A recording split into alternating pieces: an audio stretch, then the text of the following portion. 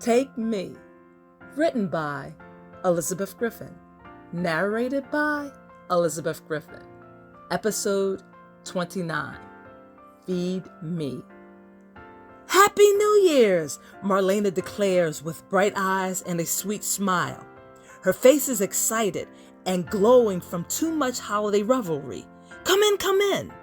The young woman assesses the black waiter poised over a trolley of wrapped sandwiches, assorted fruit trays, and scrumptious-looking desserts. Marlena quickly swipes the hem of her evening gown aside and makes room for the hotel server to enter.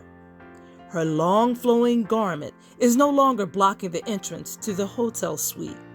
Now that Marlena isn't wearing heels, the extra fabric of the dress wraps around her legs and covers her feet like comfortable slippers. "How is your night going?" she inquires. "We must be keeping you busy." Nah, I can't complain. Things have been good," confesses the uniformed waiter. "I'll be getting off in a couple of hours." "Do you have plans?" she continues. "Will you be going to the New Year's Day parade?" "If the weather's not too bad," states the waiter. The man follows Marlena's hand gesture and graciously wheels the food to one side of the room. The server speaks again. "I hope both of you are enjoying your stay at Mystic Lotto. Call me if you need anything else."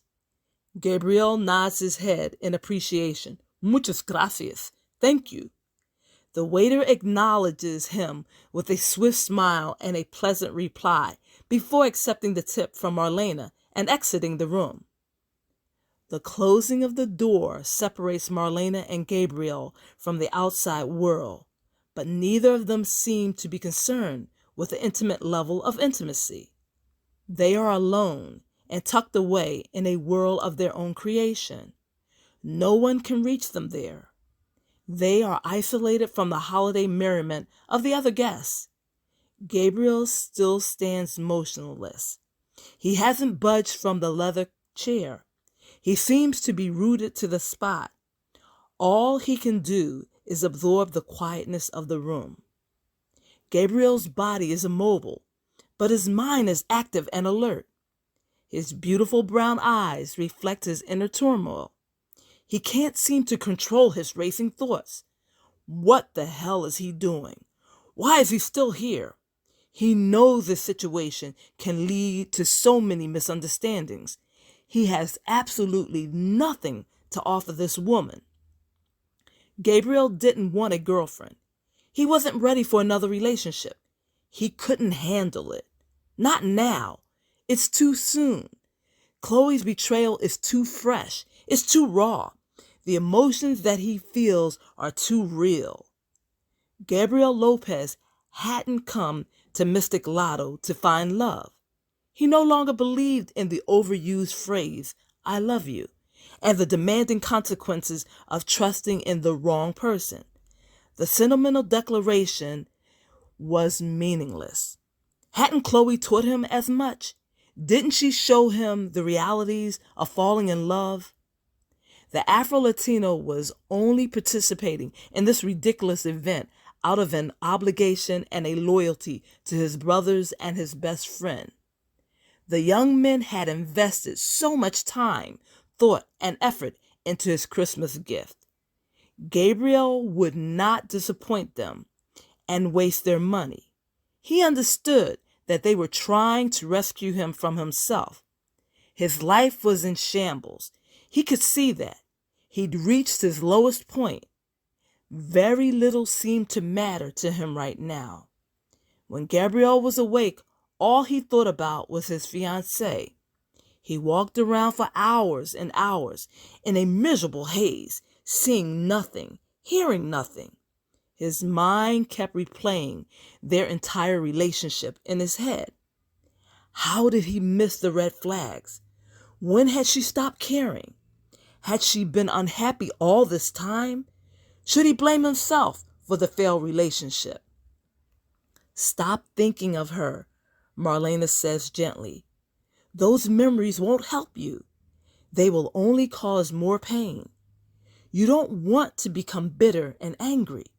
Gabrielle, you may never know what really went wrong.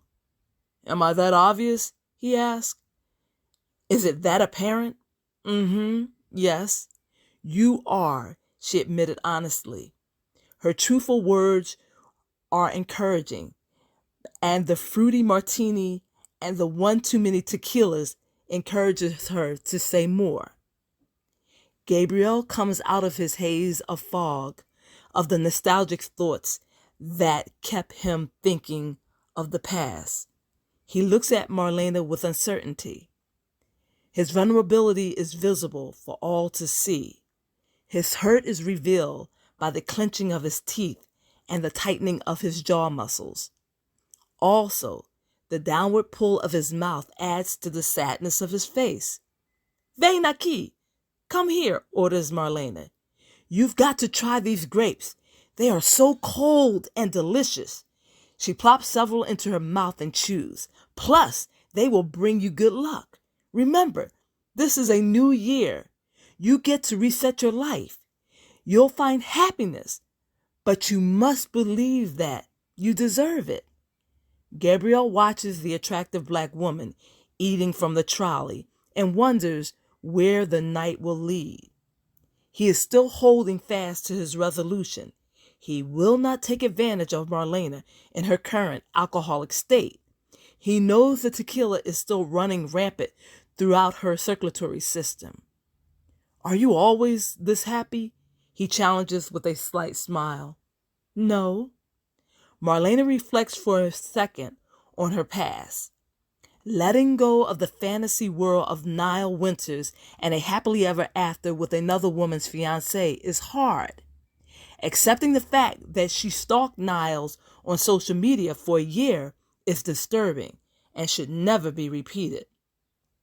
Although she knows that her past has been questionable, the new year will change everything. Acknowledging her loneliness and desperation is even harder for Marlena to accept as she moves on and goes to a better place. She continues speaking. Right now, I choose to be happy. I believe in the awesomeness of this new year, and so should you. Gabriel cannot determine just how drunk Marlena is, but as he nears the beautiful woman offering him a handful of grapes, Gabriel decides to share her optimistic view for the new year. Take Me, written by Elizabeth Griffin, now available on Kindle Vella, the episodic platform for fiction and nonfiction writing. The ebook will be available soon on Amazon and wherever ebooks are sold.